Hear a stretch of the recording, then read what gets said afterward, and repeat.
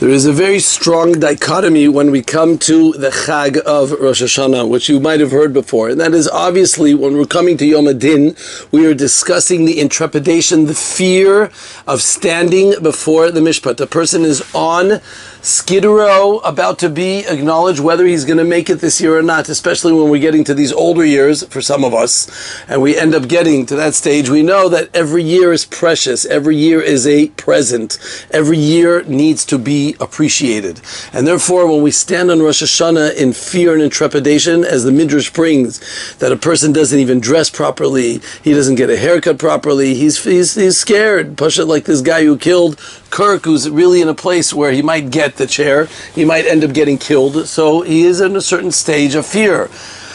That's what we're supposed to feel during this time period. Obviously, the shofar is there to remind us of that when it speaks about the Eimat Adin and the calling of the shofar, which is bent over, as the Gemara says in Rosh Hashanah Chavav. And it's bent over because we are supposed to be bent over in front of HaKadosh Baruch Hu, or the fact that it's called Rosh from Lashon Rash, from Lashon being poor. The concept of the fact that we are poor in front of HaKadosh Baruch Hu because we are in fear of what can take place and what is up against in front of us. As the Midrash brings, it's a Yerushalmi that says the Malachim didn't understand why we don't sing Shira on Rosh Hashanah. It's a time to sing Shira. That's a time for us to appreciate HaKadosh Baruch Hu for taking care of us, and we should be singing Shira. And HaKadosh Baruch Hu says they're standing in front of us Bedin.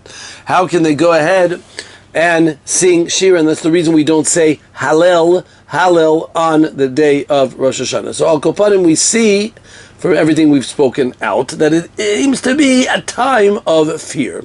But if we are familiar at the same time, it is a time of simcha, of satisfaction. And Nehemiah writes, as it says, Ezra said on Rosh Hashanah, we're supposed to eat and drink and be merry. We're supposed to get dressed properly, as is brought down in Hilchos Rosh Hashanah. The idea is that it's important for us to dress properly. Unlike someone standing in front of a din, we're supposed to be sitting in tranquility, satisfaction, glee. Baruch Hashem, we know that HaKadosh Baruch Hu, as the Lashon says over there, Ya'aseh lanu nes, He's going to do for us a miracle, He's going to help us out. Mi goy gadol asher elokim krovim alav, HaKadosh Baruch Hu stands in front of us and He's going to help us out, and He's going to pass us through the din, and Bezrat Hashem, we're going to make it this year, and He's going to take care of us. V'titen lanu be'ava at yom hazikaron hazeh, He loves us be'ava, and since He loves us so much, therefore it's called a chag, it's called a connector, it's a place of connection with HaKadosh Baruch Hu. Tiku b'chodesh shofar bekeser leyom chagenu. It's a chag. How do we resolve this stira? You might have heard the question, but it's very important to practically understand how such a thing can occur. You can be in fear and in simcha at the same time, a feeling of love and fear simultaneously. It seems obscure, it seems strange, it seems unusual. This irony requires to be resolved. And the answer is, I'm going to tell you an incredible story, and this story is a true story, 100%. I heard it from the person who heard it directly from the couple itself, and this is a perfect resolution to this problem.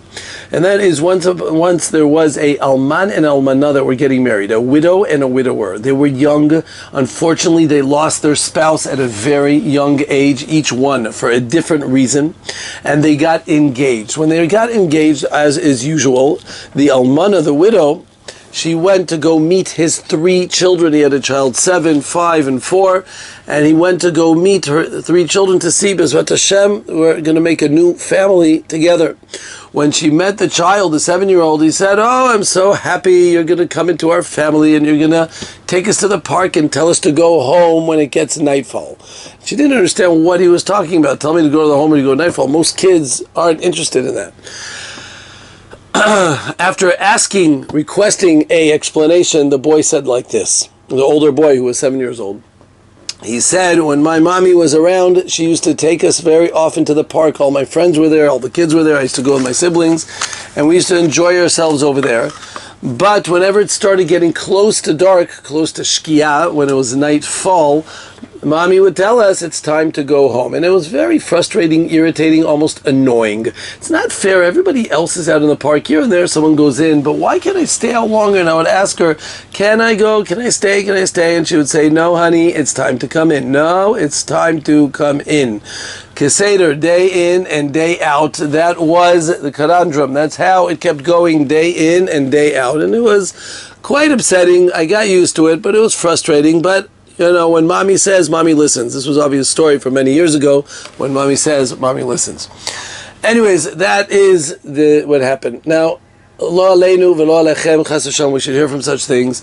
But not long afterwards, this mommy, this mother of this child, got a very serious sickness, and she got the machala, and very soon she was niftar. It was a very short and quick death, unfortunately, leaving this husband, an alman, leaving the widower without a wife. They sat Shiv'ah for 7 days in their house.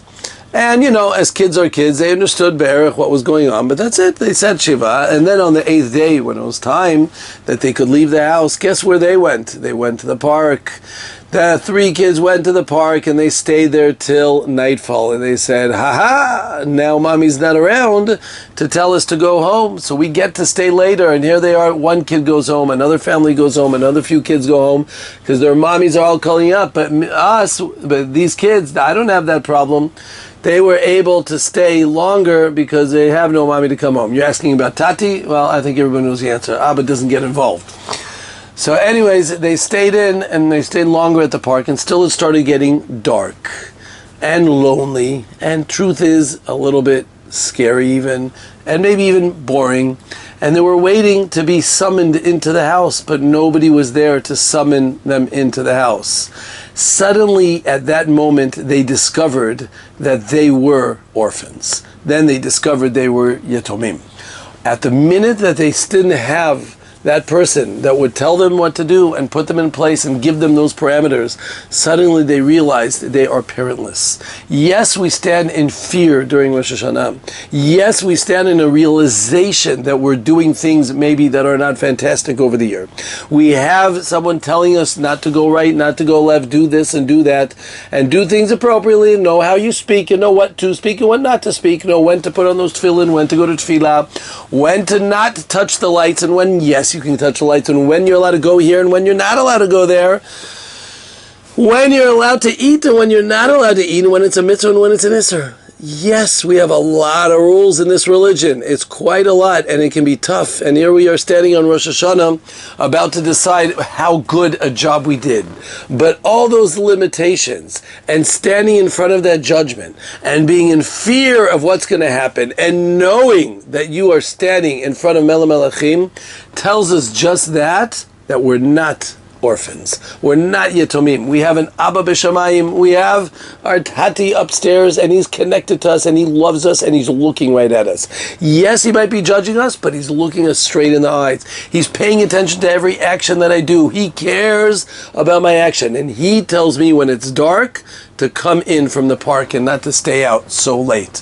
And you know what? That's very relaxing. That's enjoyable. It comes from a place of fear. Wow, I hope I'm keeping up with my schedule that I need to do. But it comes from a place of love, of ava, connection. Baruch Hashem, I have a tati. I have a father up in Shemayim. I have a papa. He's up there looking at me. He's paying attention. And it's not even up in Shemayim. He's right in front of my face looking at what I'm going to do. And that's how we find in all the tefillot, did you ever pay attention? It always says, ubechen, ten pachtechal. Always talks about this word ubechen, and therefore, ubechen. Where does this word come from? Go through the whole entire Tanakh. This word only appears one place in the whole entire Torah, Nevi'im, and Ktuvim. Ubechen avo el melech asher lo kedat. V'kasher avadeti.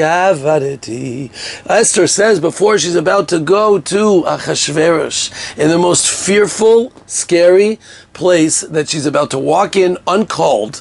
She's about to go in. Avol melech asher lo kedat. It was against the law. And very easily, if his scepter was not picked up, her head would be chopped off. She knew that she was putting herself exactly in the status that we're standing on Rosh Hashanah, life or death. And still, She went into it with fear, but with simcha, with happiness. You know why? Because Mordechai said, who knows if this is the reason why you were put to be at Alit L'Malchut. That's the reason why you became the Malka in the first place. She knows that she's doing Ratzon Hashem. She knows that she's going to save Klal Yisrael. She knows that she's doing the appropriate thing, and this is my whole Tachlit HaChaim. This is the purpose for why I was put here and why I was born. So she's very happy about that. So yes, it's scary, but yes, it's close. And it's not a contradiction, because that scariness makes me so close to Abba. It makes me so close to my Father Shabashamayim. It makes me realize that I have a Father Shabashamayim, that I'm not a Chas v'Shalom Yatom. I'm not an Almana. Mi Goy Gadol, Asher Elokim Krovim Elav. Who is such a great nation that we have a Kadosh Baruch Hu? The Goyim don't have so many mitzvot, 7 they have in the basics. And here we are with a bunch of it. But doesn't that tell us something? Doesn't that mean that means we're living together with the one who loves us oh so much? There's a whole contradiction about whether one should cry or not on Rosh Hashanah. Al pi halacha, you're not supposed to cry in Yom Tov. The Rizal would cry all the time in Yom Tov. He would take the tears and wipe it on his forehead, the place of the Averot. Yes or no, yes crying, no crying. The answer is, as the Aviyah Oimer writes, as the Mishabur writes in Reish Peichet and others, that if it comes, or the Ramah also speaks the Ramah, that if it comes from a place from inside out, go ahead and cry. Don't instill the crying. It shouldn't be something external to have yourself cry. If you're feeling a cry of lacking something, that's a problem. I don't want you to feel lacking. It's a cry of fulfillment, of being connection. There's a cry that you see when someone, lo aleinu, is sitting avelut for a loved one. But there's a different cry. Go to the place when you see, Rahman al-Tzad, should happen to any of us, someone who has a relative that was captive in Gaza, and they got out, Baruch Hashem, the amount that we got out, over a few 150 that came out, each one of those families, when they were put together with that child, why, cries, tears, all over the place. What are you crying about? You're happy. Hafuch, there's a cry that comes from a gloating of simcha, of an apparent amount of overabundance of emotion, a tremendous connection. And that comes from a good place, and that's allowed on Yom Kippur. That's allowed on Rosh Hashanah, because we suddenly come to the realization that yes, it's scary, but yes, it's so zis. It's so enjoyable. I'm connected. I have a relationship. He's looking at me. We're paying attention. It comes from a place that there is an interaction between me and the Ribono Shel Olam. There's nothing sweeter than that. There's nothing more enjoyable than that. And there's nothing more fantastic than that little boy who's coming home in the park, and he can't wait to hear the cry of mommy saying to him, honey, it's time to come home. It's time to come home. Come, supper is hot and waiting for you on the table. Chag Sameach.